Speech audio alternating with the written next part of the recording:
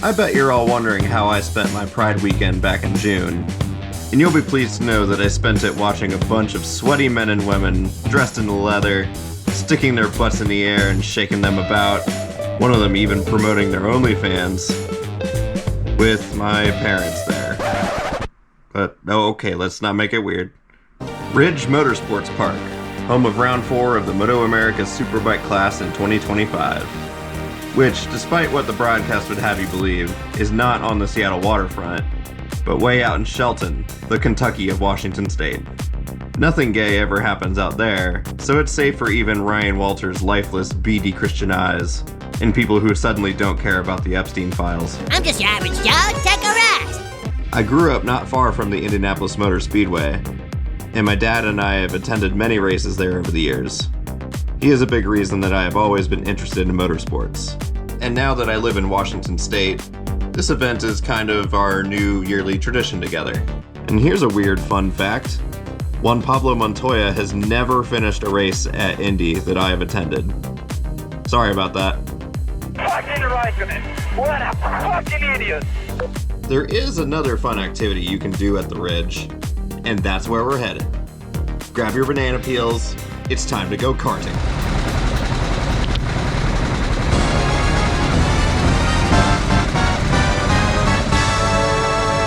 Right, here we go then, starting race 1 of 3. This race will be more about getting a feel for the kart and getting a feel for the circuit. And straight away, I'm not really happy starting P2 with everyone behind me. I want to be able to see what others ahead of me are doing and see where I can improve the most. So I just take it easy on this outlap. I did attend this event last year, including doing 2 kart races, one of which was in the soaking wet rain. That was fun. But it's only this year that I've got a proper recording set up to do this. So straight away, there's all kinds of scrambling, whether due to all kinds of different skill levels, or due to differences in the karts themselves, as is often the case at these public rental kart facilities. This guy in the number 4 kart was an absolute animal, which I would expect as he is in fact an employee of the karting circuit. For all I know, this guy is the Franz Herman of the Ridge Motorsports Park karting circuit. Absolute goat. Oh, bit of contact there. But no harm doing, as we continue into the waterfall section with massive understeer there by me, and onto the straightaway to begin our first lap. Some people say that these karts reach 45 mile an hour plus by the end of this straight here, and while I haven't fact checked that, it might as well be, as you fly into this first section that requires complete commitment. And right as I enter the commitment zone, what do I see but a driver facing the wrong way, stationary, just past the apex of the crest. I panic brake and send myself into a spin, and as I instinctively raise my hand to signal to anyone else behind me of my precarious position, I quietly put myself in Isaac Hadra's shoes, reminding myself that it can only get better from here. Okay, track map time. What you see on screen is the full version of the Ridge Motorsports Park road course. This karting track is a 1/5 scale version of it, the only one of its kind in North America. The elevation changes, the corner characteristics, even the flippin' Marshall Towers are almost perfectly replicated. And as we enter the hairpin, another driver has had some trouble figuring out which way the track goes. So I pull off the double overtake of the century to put ourselves back up into 5th place. So we're still working on getting the feel for the brakes, which are very quick to lock up as we've learned, and trying to get this last corner sorted out onto the straight. So I thought, why not widen my exit by giving these pit lane barriers just a little nudge to the side?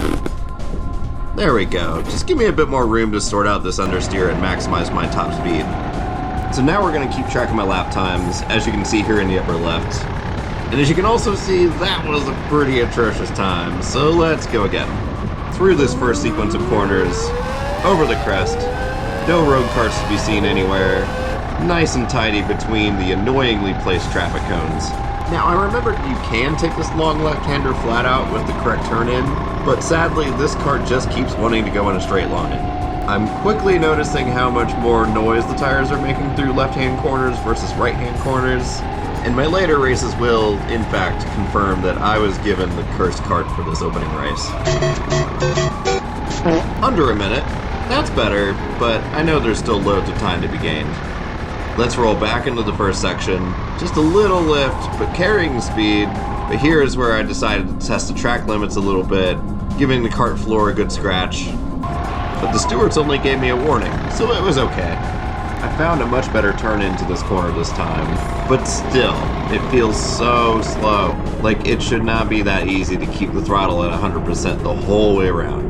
Now here, I decided to do my best Valtteri Bottas impression and mow some grass. Yeah, it's just cutting some grass here. After all of my professional driver shenanigans, I thought maybe it was best if I just let this approaching guy through. So he decides to dive bomb the apex, as you do. And I think it's safe to say, based on the look on his face, that just now, he has disappointed his entire family for generations to come. Jumping a bit ahead into the start of the next lap, I see two things up ahead, a big cloud of dust and a waving yellow flag. One can only imagine what sort of atrocities have happened up there, so we'll approach with caution, which is, after all, what the yellow flag means. A quick check that no one is speeding up behind me, and just as I suspected, the guy in last place seems to have attempted some kind of shortcut, You can't park this, huh? only for that to be his undoing. So obviously that little adventure put about a metric ton of dirt and gravel onto the racetrack, right where you need to change direction from right to left. So these next laps are simply about using the tires to clean the track up.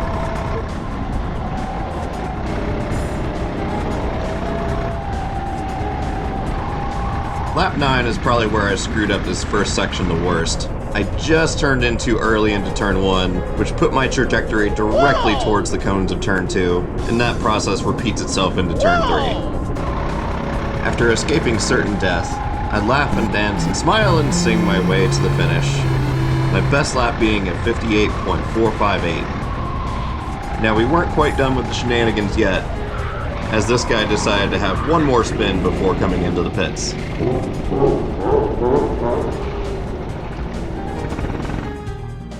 We returned to the Ridge the next day, as you can tell by my different colored wristband and a lack of badass biker gloves.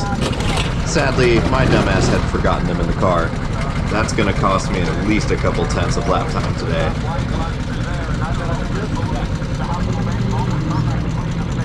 I don't think that stayed on.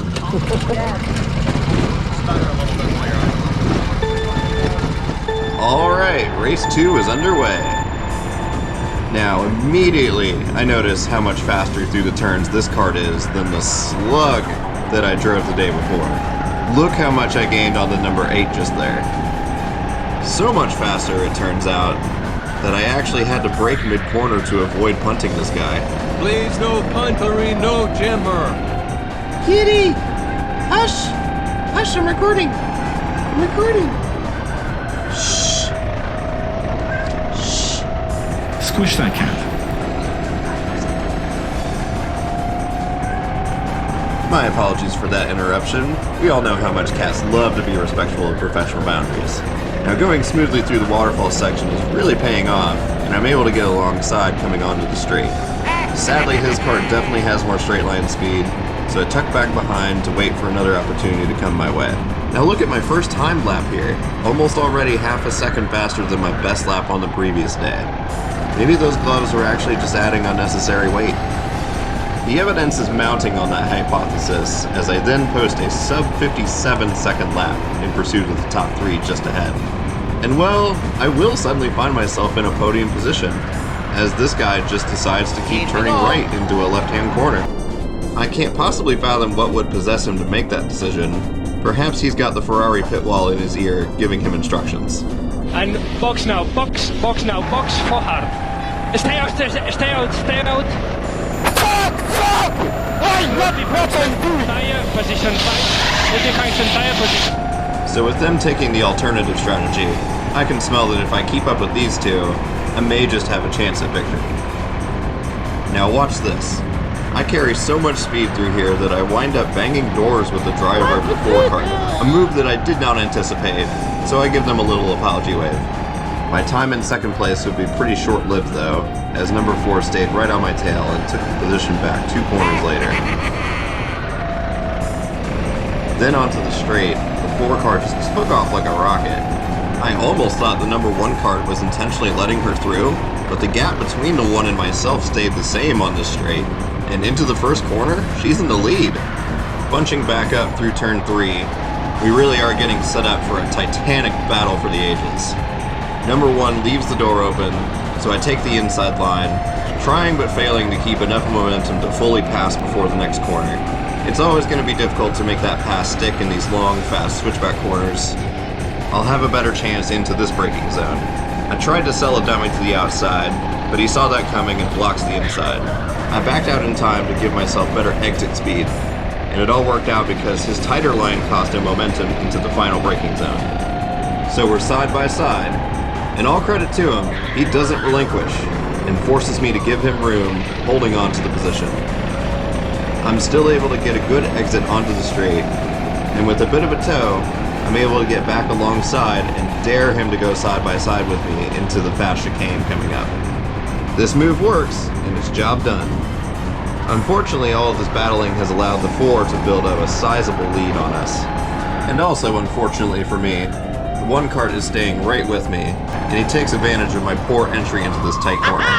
This really confirmed to me that I was taking this corner too conservatively, so from here on, I'm going to try the line that he's taking through there, and see if I can't gain even more lap time. Skipping ahead a lap, you can see I've been staying right with him, and actually here in turn 4 is where I would finally get past him for good. He just goes wide and has to slow down massively to avoid going off track, which I gladly take advantage of, and into P2 we go. Here's where I put into practice what I mentioned before, taking a much narrower line into this corner that is not as tight as I kept thinking it was. That felt so much faster, which is needed as we are now back in defensive mode to preserve the second step on the podium. It is arguably similarly important to deploy methods such as this, telling this apex hogging cone to go fuck off somewhere else. This is my corner and I'm taking it. What did I get from these legendary moves? A lap time in the low 55s, that's what. Great success. And bizarrely enough, I did the exact same lap time on the very next lap. What are the chances of that? Checkmate, atheists. I cruised on to take home a solid P2 in this race, with the leader a good 5+ seconds ahead, even putting a lapped cart in between us for good measure. Let's hope that I will be lucky enough to get assigned that number 4 cart in our final race of the weekend. A few hours and a few degrees of sunburn later, we return to the karting track for one last go. And after getting so close to victory last time, that is definitely our goal for this one. It's definitely helpful that we're starting P2 again. And this time, I'm not letting anyone go by me for the sake of content. I'm going for the win. The guy driving the number 9 definitely felt the same way as I did, which set us up for a true battle of grit and determination. Something with even higher stakes than Abu Dhabi 2021, you could say. So I'm immediately all over his ass, not even offering to take him out to dinner first. And then I noticed a cloud of dust and a yellow flag waving over there in the second turn. I'd hoped this would have cleared up by the time we came back around, but stewards did the right thing by keeping the yellow out while there were marshals out on track. Going to have one lap of racing to decide the championship in 2021. And Verstappen sets after Hamilton. Is it going to be a first World Championship for Verstappen? Is it going to be an 8th World Championship for Lewis Hamilton? Where can Verstappen try and get past Hamilton?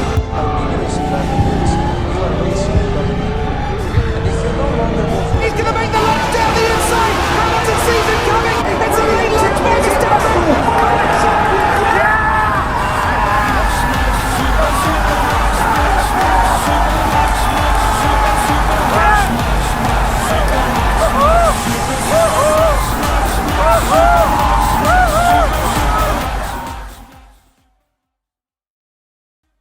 So yeah, it was a clutch win, the crowd goes absolutely ballistic, and I was beside myself with joy.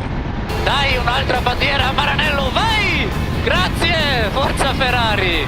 Grazie mille, grazie ragazzi, grande lavoro. We were swiftly kicked out of the facilities because people just couldn't keep their clothes on during the podium celebrations. I would show that to you, but I'd prefer to keep my videos monetized, thank you. Thank you so much for watching this quite different video of mine. If this is your first time watching, know that I primarily make cycling and dashcam videos of my commutes in Seattle, showcasing and calling out the idiots everywhere on the streets there. Click the link above to browse through these videos. So although this is quite different, this was a really fun video to make. And please let me know in the comments below if you'd like to see more stuff like this. Be sure to hit the like button and subscribe too. And for the last part of this video, I'll show you my fastest lap of the weekend as I thank my patrons and YouTube members. Cheers everyone.